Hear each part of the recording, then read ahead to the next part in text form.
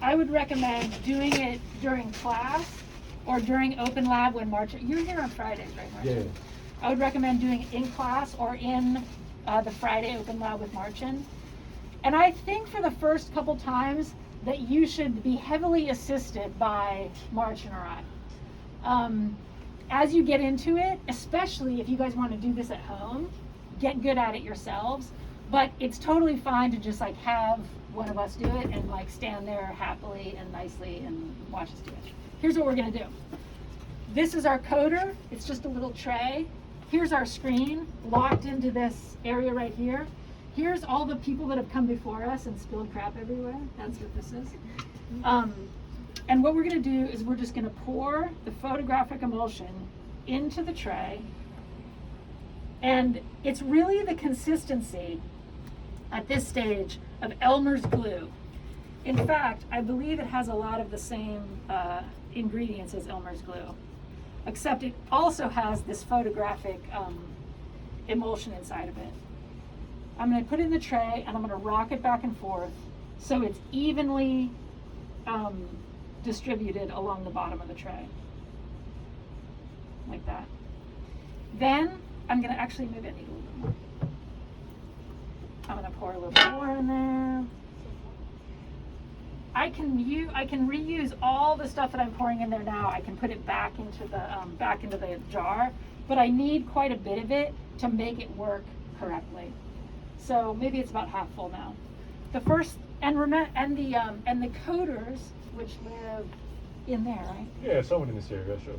The coders must be smaller than the width of your screen, larger than the print area. You're going to take your coder and you're going to start at the bottom of the screen. The screen is locked into that little area right there. You're going to tilt. And if anybody wants to like walk around or like move as I'm doing this, you're going to tilt the coder toward the screen until that line of glue has completely hit the screen, and then you're going to move up the screen. When you get to the top, you rock the coder back and you sort of finish the last inch. And I think it's a good idea at this stage, is this what you do, Marcin? To take the coder completely rocked backwards and go one more time over the screen. And that kind of takes off any excess emulsion. Is that what you do, Marcin? No, I do it in one shot, but I just take the chip and get the edges off. So, so then if there's places like this where there's glue kind of built up right there, the chip, or useful cardboard chips, you can just sort of remove it with that. You want it to be a thin layer all the way across the screen, like that. You want to do it on the flat side of the screen, not this side. Okay, it's on the flat side. And now you can see it's shiny wet, and that is a coated screen. Mm-hmm. This takes about 2 hours to dry. Yeah. 2 hours to dry. And so that now goes into those trays over there, the one labeled Lorenz AM, and that would sit there and dry.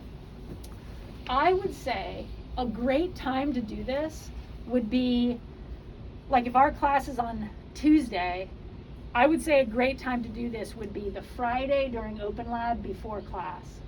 So then when you come into class on Tuesday, your screen is dried and ready to do this next step. Because remember, this takes 2 hours to dry, and that's a long time to be waiting around during class. That's almost the whole class period. So a great time to do this would be Friday before class.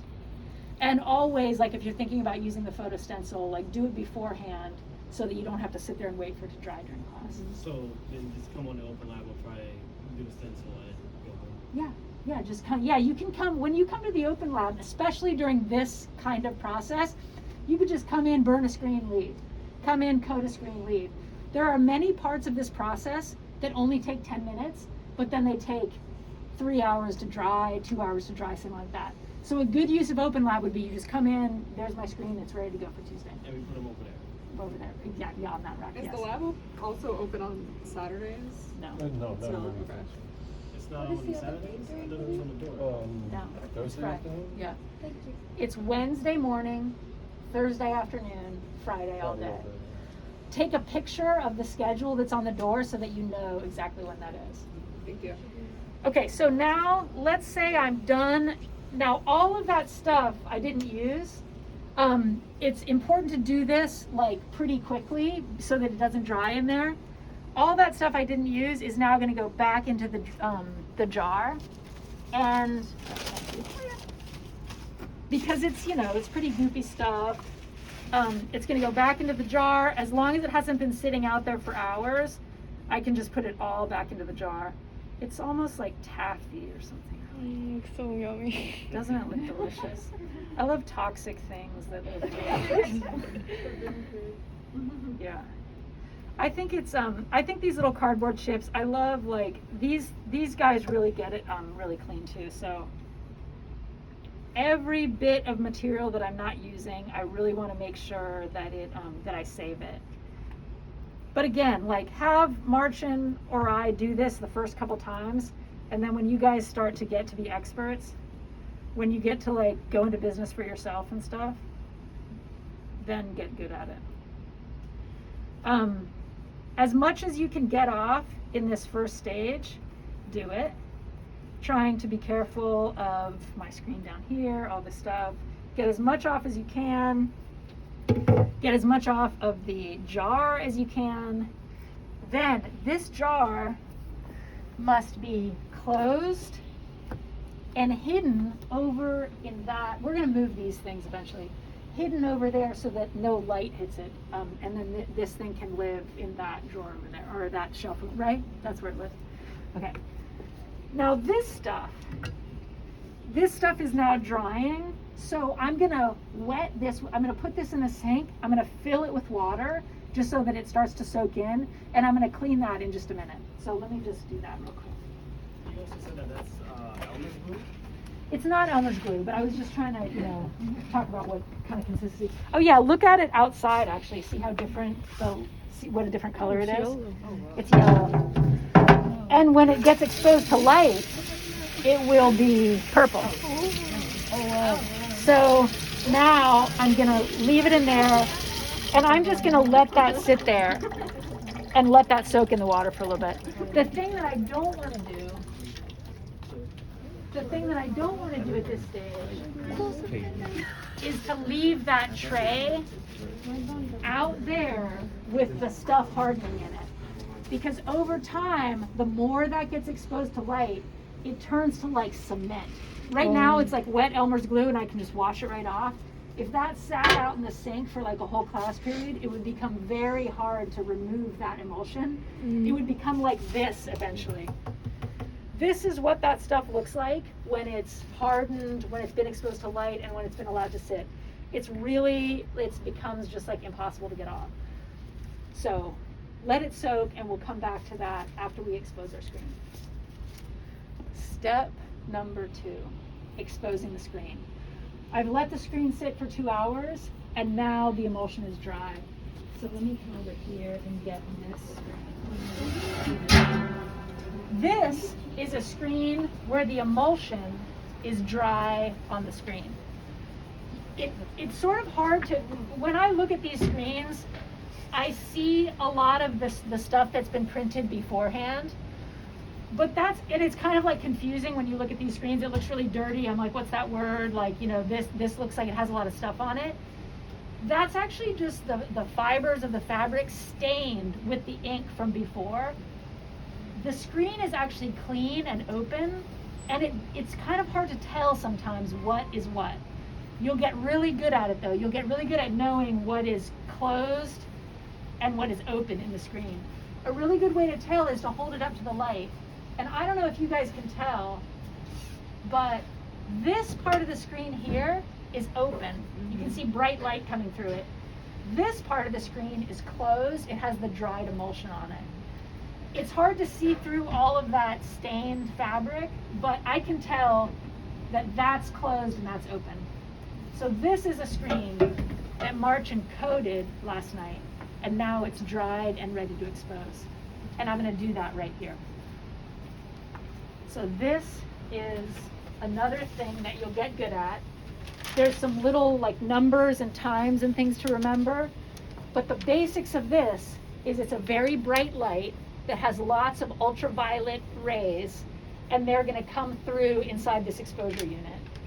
And this is the magical, and actually Sam, will you hold this open for me for a second? So the first thing I'm going to do is I'm going to take me and my partner's drawings, and I'm going to put them down on the glass. And then I'm going to put my screen, and I'm going to put my screen over it. Now you can get kind of fussy about this, because, you know, like you want the image. I feel like I'm doing a disservice by sort of throwing it down there and throwing my screen on top of it. I know that I'm going to end up, sorry Sam, I'll hold it. I know that I'm going to end up using these in kind of collages all over the place. But if you're really being specific about my image is 8 by 10, my paper is 9 by 11, you can get really specific about where this rests inside the image. You don't want any image that you're going to print within maybe an inch of the side of the screen. Also, when I coded it, when Martin coded it, it's hard to get the coding to go much further than an inch from the side of the screen. So make sure the image area that you want to print is within 1.5 inches of the side. And you could get really specific about how you lay it out. The only thing I want is I want the tops of those, I want to make sure the tops of those little towers are in there. So I'm just going to do it like that. Okay, so one other thing to say, you should, if there's any text in your image, you should be able to read it correctly right now. I can actually see through the screen and I can see my image. Can you see those like water tower or those like power line things? So if you have text, you should be able to read it at this stage right now. The flat part of the screen is on the glass, the frame is above, and I should be able to read my text. The other thing to think about is you always want to go, any kind of photographic technique, you want to go emulsion to emulsion. Remember, we put the emulsion on that back part of the screen, and technically, when the printer at PrintFX printed our image, it's printed on the upside. So those two emulsions are touching each other right now. The PrintFX ink and the emulsion that I put on have absolute contact, emulsion to emulsion. And the same thing with the image I painted. I painted the top of it. So it's like the solar plate. It's, yes, exactly. Mm-hmm. Nice. This is the sun. Right. Okay, so then I want to take this little string. I want the string to be touching the edge of the plate, and you'll see why. Now we can put it down. The only thing to be careful of is that the string is not under the edge of your frame. Then I clamp this on, and I hit the vacuum. And then something magical happens. Why vacuum? Because there's this rubber blanket, and now the vacuum is drawing all the air out of the rubber blanket, and it's going to suck the rubber right down onto the screen, and it's going to cause the screen to become absolutely connected to the drawing. Remember in our solar plate how we had to like squeeze it down, and if it wasn't exactly on there, you got all that sort of fraying or whatever? This is what we were missing. The vacuum and the sunlight. So first you clamp the handles and press the vacuum. When you can see that string really, pronounced, then you make sure this says 145 and you press exposure. Then you see this blue light coming out from inside here. And that's how you know the blue light is now exposing your image onto the screen. It's very nice. And you can imagine that it's very important that the screen doesn't go upside down in here, because now the vacuum will want to pop the screen out, or that this rope isn't under the screen, because the vacuum also will try to push it down and try to pop the screen out. So this is the right configuration. Am I missing anything? 1 minute, 45 seconds, emulsion to emulsion, vacuum on, clamps down. Exciting things are happening.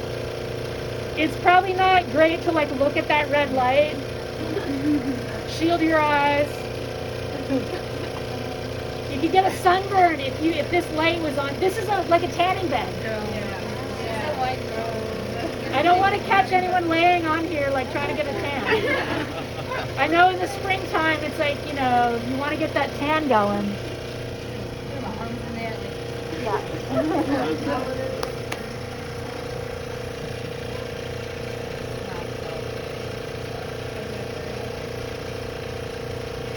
Where are we? It's very exciting.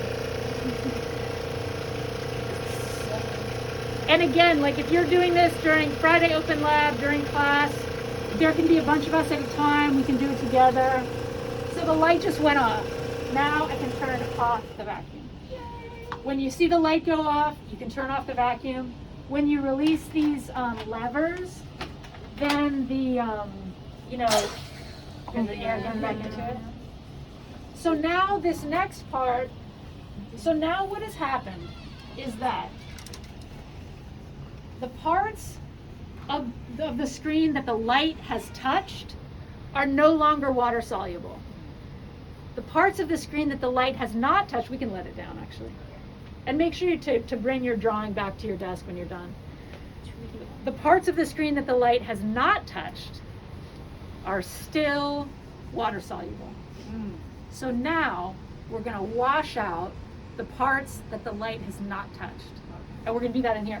But let me explain what I'm doing, and then as I'm doing it, you guys look in there and walk around and just kind of like look at the whole thing. There, inside that room, it's really small in there, is a pressure washer and a spray booth on this side. I'm going to stand the screen in the spray booth. The very first thing I'm going to do is I'm going to get the whole thing wet. The actual pressure in the pressure washer is not on, it's just water pressure. We'll talk about when we reclaim the screen and try to get the emulsion out completely, we'll talk about full pressure. For now, it's just water squirting on there. I'm going to wet the whole screen, make sure both sides are wet, and then very slowly I'm going to start to see that the parts of the drawing where I had black are going to start to rinse through, and you're going to start to see light coming through them. So I'm going to start to do that process. It takes maybe 5 or 10 minutes to do it. So as I'm doing it, everybody come in, look closely, see what stage we're at. The other thing is, well, I'll just start to do it and come through slowly and see.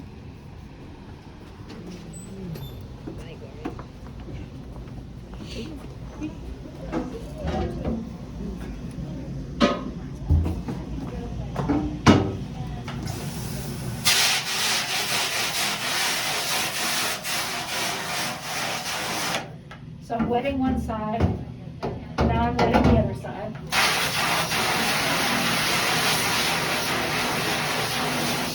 And actually when I wet the screen, it stops the process of like that photosensitization, because this light is actually like doesn't have a safety light on it. So I need to wet it so that this light isn't exposing the screen.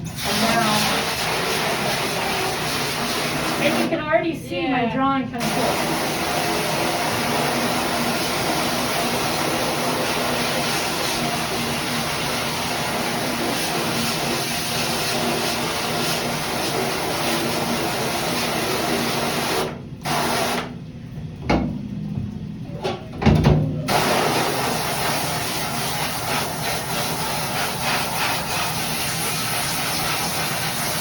Now you can really see it.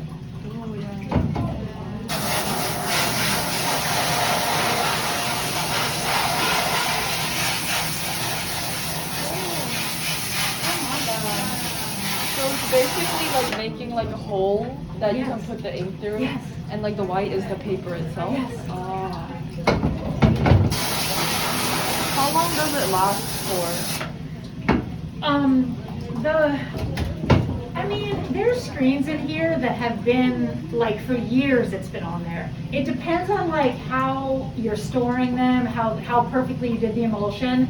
But I wouldn't depend on it for much more than about 50 prints, because then it starts to break down. But you can do a lot. And that's one of the reasons that Silkscreen is so widely used.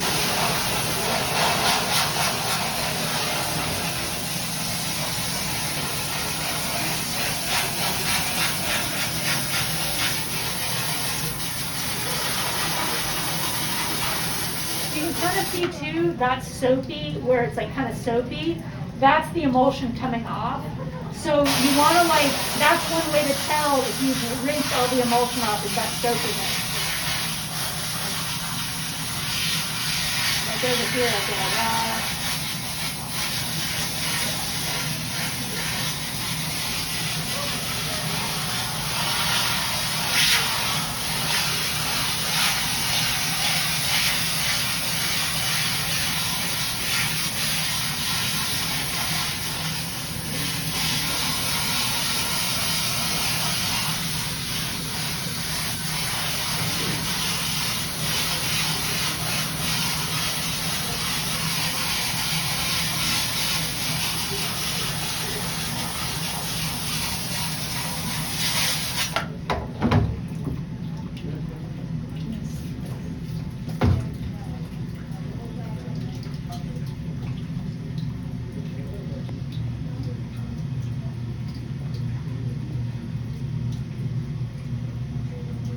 All right, I think that's really good.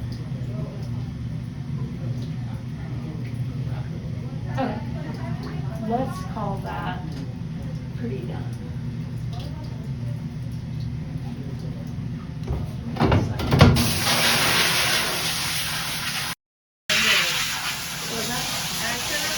Cut it off, so I'm just re-recording it. Okay, that's fine. I'll do it together.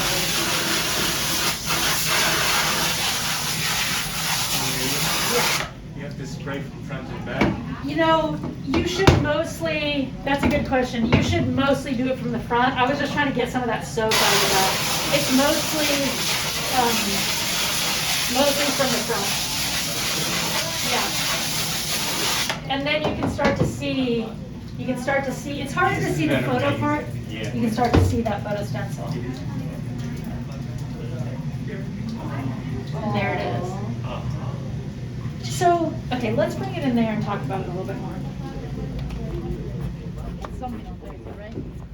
It's Veterans Day too. Andrew, an American guy. Okay, so this part takes Forever. About like maybe 2 hours to dry or something. Oh, really? I thought you were joking. No. Oh my god. But I'm going to try to get away with it a little earlier because I like this one better than the one I did. Well, we'll try both of them. Oh, you know what I'll do? I'll do the photo first, or the other thing first.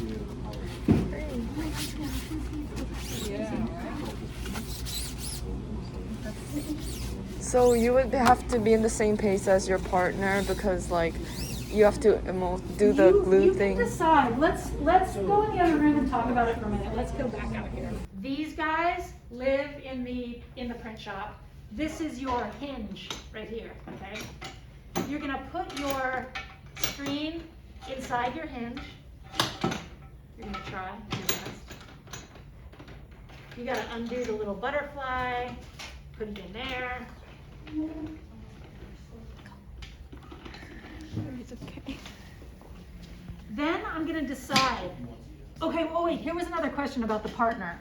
I forget who asked, does that mean that my partner and I have to be at the exact same stage? And that's kind of up to you.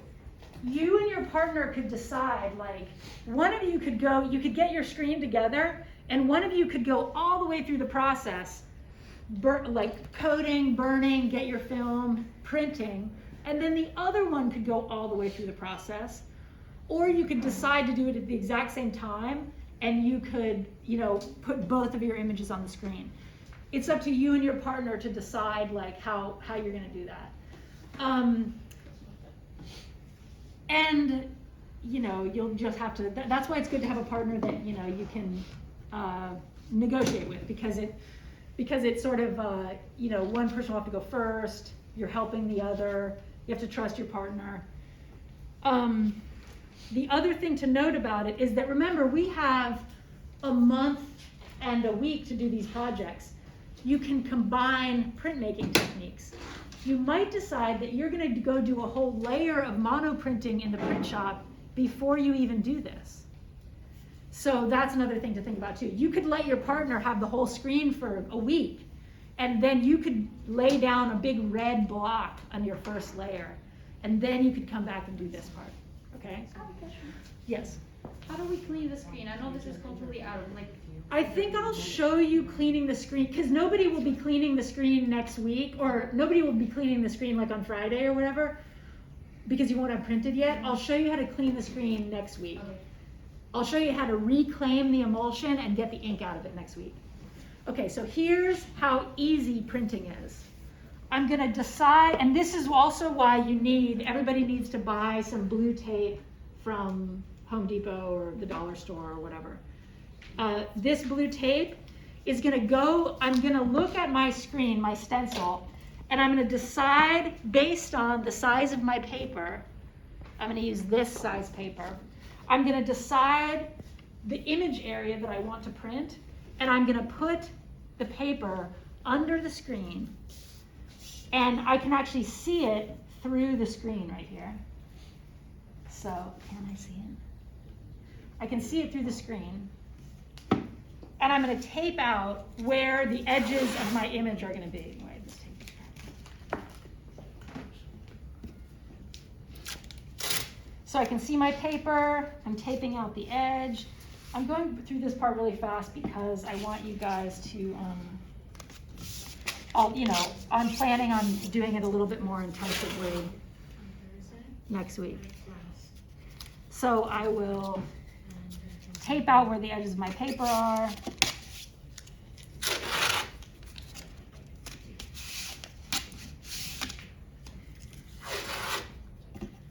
Like that. Is that the edge of my I'm also going to put an extra piece of tape. Remember that now there's holes in the screen. Everywhere I had a drawing that was burned into the screen, there's a hole in the screen that the ink is going to go through. But there's also holes in the screen out here because remember I had that other image. I'm only interested in the image that I painted right now, so I'm just using that one to print. So I'm going to tape an extra little area over here where my, so that the ink, because it's a little runny, so the ink won't spill over there. And I'm going to do it like that.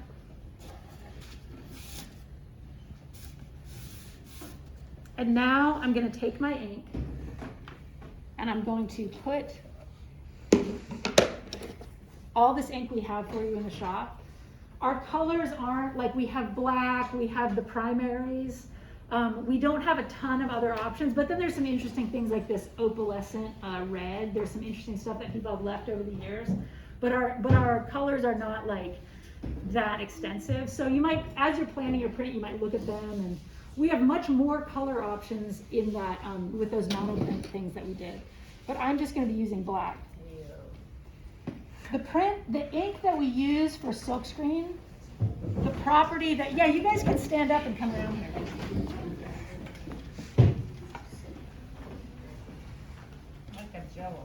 It's like Jell-O. The way that we describe this this ink is that it's fluffy.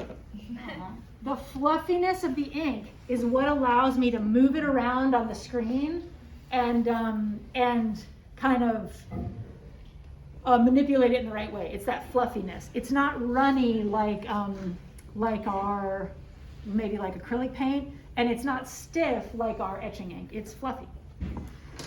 The motion that we use when we print the Silkscreen are, we have a flood stroke and a print stroke. The flood stroke is that you squeeze the ink across the plate. I'm going to do that twice actually. Is that you squeeze the ink across the plate when the print is up like this, and then you put your screen down on the table and you move the squeegee across the plate like that. Then you lift it up. You make sure that your paper's not sticking to the print. And then you have to flood the screen again. I'll go over all of this stuff again when I print the photo side next week. So now the ink is inside the open area, and the fluffy part of it is sort of sitting up there. And that's the print. This is like, I don't know, I'm not that psyched about it, but I'll print it a little bit. We'll see what the photo part of it looked like. There's my like painting marks. I think I washed that out a little too aggressively when I was doing this earlier. And that's what, when I washed it out aggressively, I washed out some of the stencil, but that's the basics of the print. How many times can you do prints, you know? If you have made a nice strong stencil, you could probably print this 50 times, 100 times. It might start to break down, but if it did, you also have your, you could reclaim it and burn it again. But I would say you have like 50 prints. And you can see how versatile this is. I can plan out, so again, I've flooded it already. I'm gonna print, and then I'm gonna lift it up, make sure the paper's not stuck, and I'm gonna flood it before my next print. What that flooding is doing is it's putting ink into the screen for the next print. It's also putting ink into the screen so that it doesn't dry between my prints. The minute you start printing, you have to print every 30 seconds. You have to just keep going. Or else all of those, especially when you're working with the photographic image, if you don't print every 30 seconds, 45 seconds, your ink will start to dry on the screen and it'll close off all the detail in your print. So that's why it's good to have a partner, is because your partner is this person who's taking your paper, putting it into your press area, and maybe like, you know, making sure your ink is ready. Your partner's doing all that, and you are standing there printing. I print, I flood.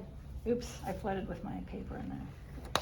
That'll be a really dark one. I have to flood again because you can actually print in either direction. You can print toward you or away from yourself, but you always have to print you have to make sure that the squeegee is at a 45-degree angle.